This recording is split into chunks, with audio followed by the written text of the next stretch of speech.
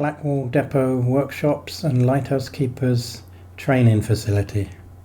Opened in 1803, closed down in 1988.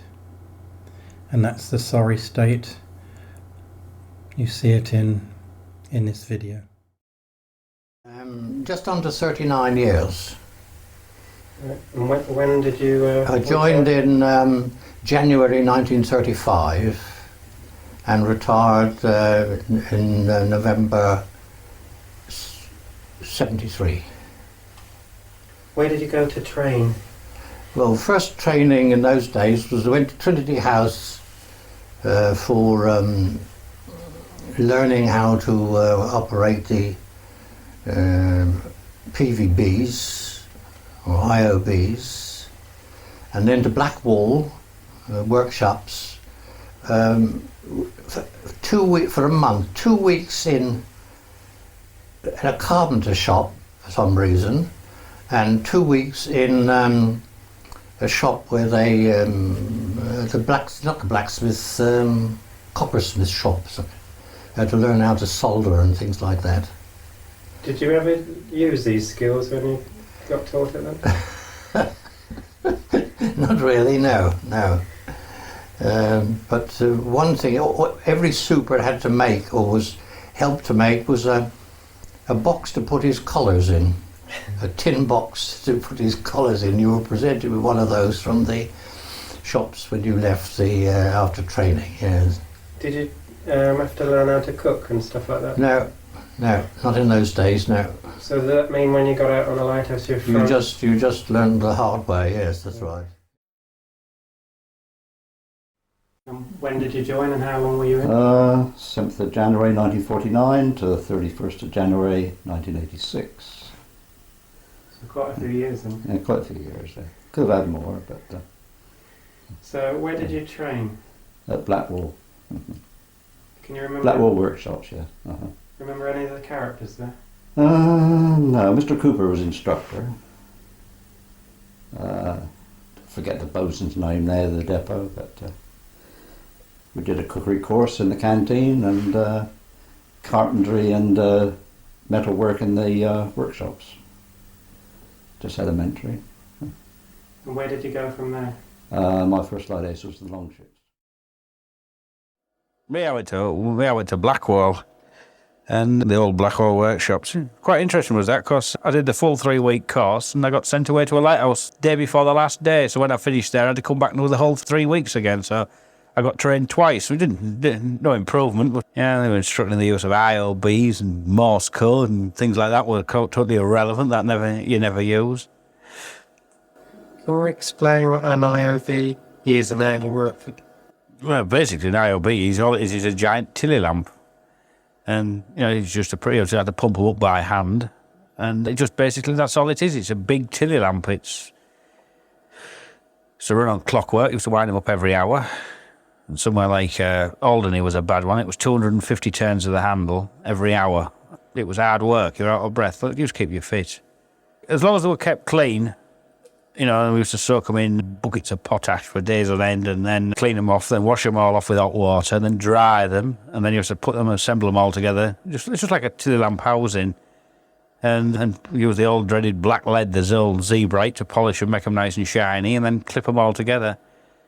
But yeah, IOBs they were good lights, but they worked all right. But they had to be scrupulously clean with them, and couldn't play around with them at all. The depot was acquired by London Docklands Development Corporation in 1998 for a centre of arts and cultural activities.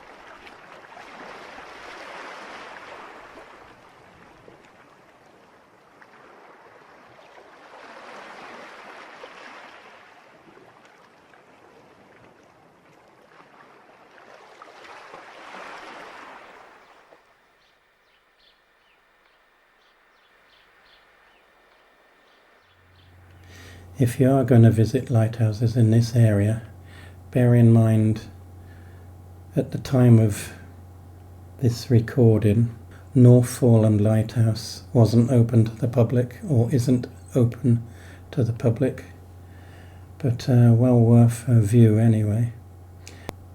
Also in the same area you have South Foreland Lighthouse, which is open to the public, owned by the National Trust, and all glory to them. They really look after their lighthouses, and it's like a capsule in time from when the keepers were living there.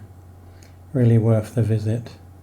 Also worth the visit is the oldest lighthouse in Britain, which is Pharos, and that is the Roman lighthouse, which is found in the grounds of Dover Castle. It's one of only 3 in the world, so well worth a visit.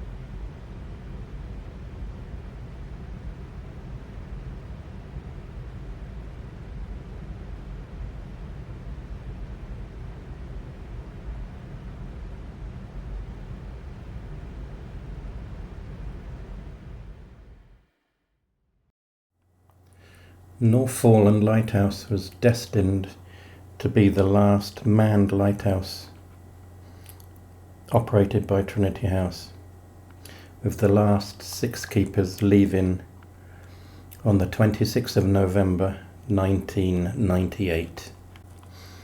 So, on the 26th of November 1998, the last 6 Trinity House lighthouse keepers left the service following a ceremony attended by the Master of Trinity House, HRH, the Duke of Edinburgh, to mark the automation of Northforeland Lighthouse in Kent. The last keepers in this photograph are, from left to right, Tristan Sturley, Dermot Cronin, Tony Homewood, Colin Bale, Dave Appleby and Barry Simmons. The photograph is by Mark Rayner.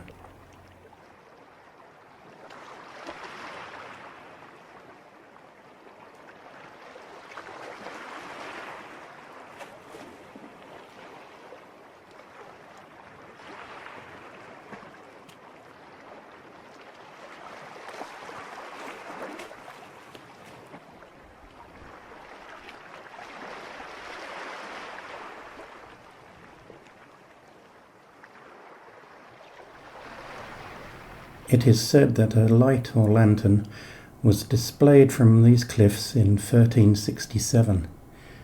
It has also been said that there had been a pair of lighthouses at Southforeland since at least the 1630s.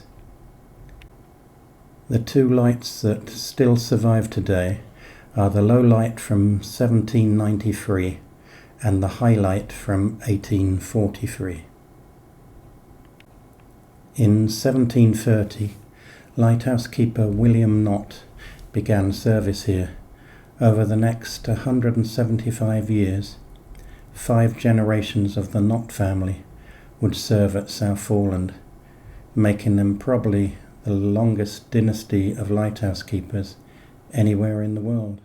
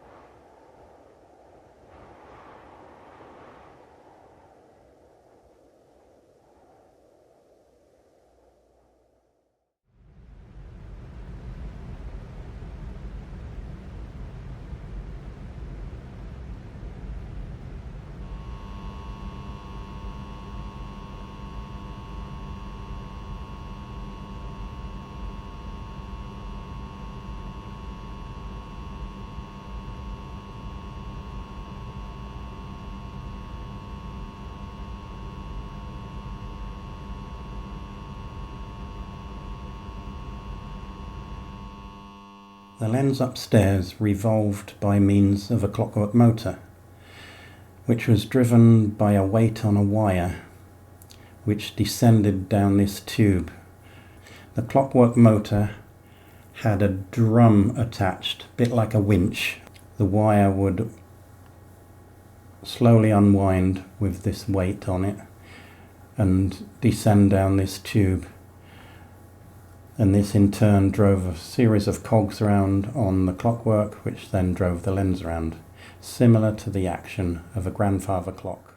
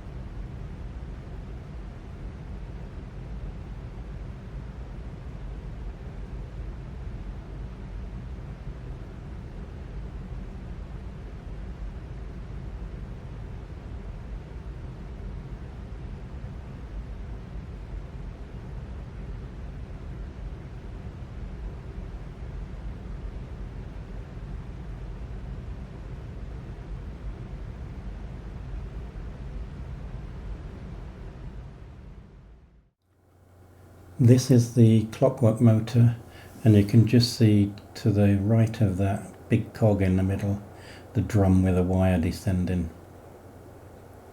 I'll now insert the sounds of the Sark Lighthouse clockwork motor to give you some idea what it sounded like.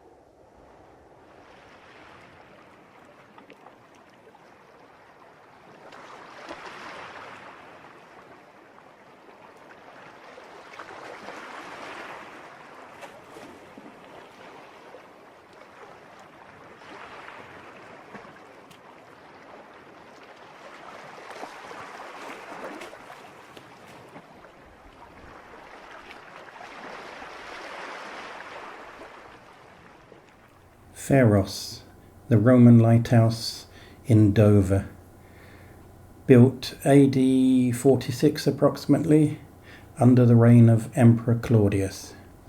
It has survived within the grounds of Dover Castle. In 1582 it was used as a gunpowder magazine, and also as a belfry for the Church of St. Mary, which stands next to the lighthouse. Apparently it is one of only 3 surviving Roman lighthouses in the world. The other 2 are Leptis Magna in Libya and La Coruña in Spain. It has lost a few upper floors over time. At the top would have been a fire beacon. I'm trying to imagine myself as a lighthouse keeper back in the Roman days. The lighthouse in front of you had internal staircase, and you had to get the products that you were going to burn in the brazier at the top either up those steps, or Romans being Romans, they would have had some sort of crane on top or close to the top to bring it up, I guess. Now imagine just tending the fire on any normal night, the heat and the fumes, and then imagine in the middle of winter, howling gale, you're choking on the fumes, the heat is probably burning you quite a bit. It's not what I would call a happy time being a lighthouse keeper then, I doubt.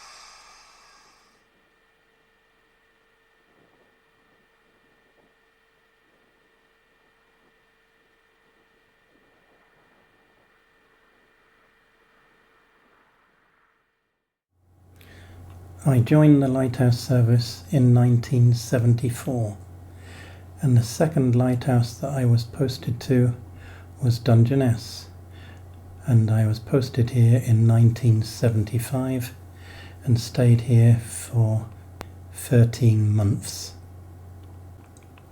My first impressions was what a desolate place it looked like, really the back of beyond and miles from anywhere. But it slowly grows on you. It's quite beautiful in the end. Lovely spot. Much later, at the end of my career, I was posted to the Lizard Lighthouse, and I was going through the old order books, and I remember reading this following piece. So this is the Lizard Lighthouse Order Book, 1889, May the 7th. Visited at request of the board to severely reprimand the AK keepers, that's the assistant keepers, for their misconduct in leaving the station after sunset, and to inform E. Nicholas that he will be transferred to Dungeness Lighthouse as an example to the other keepers. And I thought, grief, hang on, I was sent there. Hopefully not for the same reason. Whilst stationed at Dungeness, I lived with my family in the base of the old 1792 third lighthouse, which was the roundhouse. So rooms were shaped like wedges of cheese. And my endearing impression of lighthouse keeping down there was the long trudge from the roundhouse up to the new lighthouse, especially when you did the midnight till 4 a.m. type watch. Great in the summer, not so nice in a howling gale in the middle of winter. One day, whilst on duty at the lighthouse, on hearing some shouting, some frantic shouting in fact, going on outside the building, I went outside to investigate, to see this fisherman pointing towards the sea. So I walked over to have a look, and there saw, close into the shore, 2 great big fins going past. And the fin was one big dorsal fin, and quite a distance behind it was the tail fin. And judging by the distance between the 2 fins, we estimated that this, which was a basking shark, must have been at least 26 feet long. So the length of most people's living rooms and then some.